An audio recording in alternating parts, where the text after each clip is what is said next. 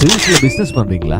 ஆனா இன்னும் proper website இல்லையா? வெப்சைட் டிசைன் ரொம்ப காஸ்ட்லின்னு நினைச்சு இது வரைக்கும் ஸ்டார்ட் பண்ணாம விட்டுருக்கீங்களா? இப்ப அந்த கவலை எல்லாத்துக்குமே முடிவு. உங்களுக்கு தேவையான அனைத்து வகையான இணையதளங்களையும் புதிதாக உருவாக்கவும், மேலும் உங்க பழைய இணையதளங்களை நவீன மற்றும் அழகான டிசைன்கள்ல மேம்படுத்தவும் மிக குறைந்த விலையில் நாம் செய்து தருகிறோம். இந்த சிறப்பு வாய்ப்பு குறிப்பிட்ட காலம் வரை மாத்திரமே வழங்கப்படும். மேலதிக விவரங்களுக்கு இப்பவே தொடர்பு கொள்ளுங்க. 07798574445.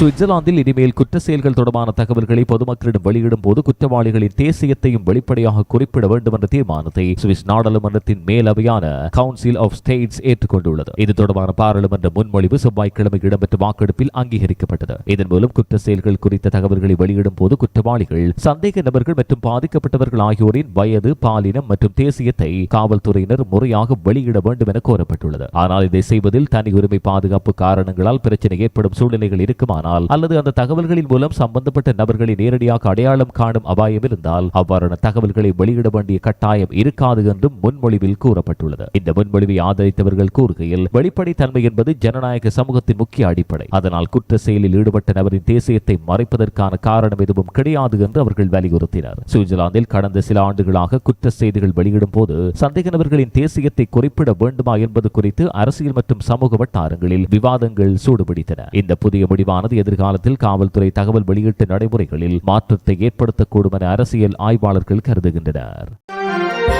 எங்களோட சேனலை இதுவரைக்கும் சப்ஸ்கிரைப் பண்ணாதவங்க இப்பவே சப்ஸ்கிரைப் பண்ணி ஆதரவு தாங்க. உங்க அன்புக்கு மிக்க நன்றி.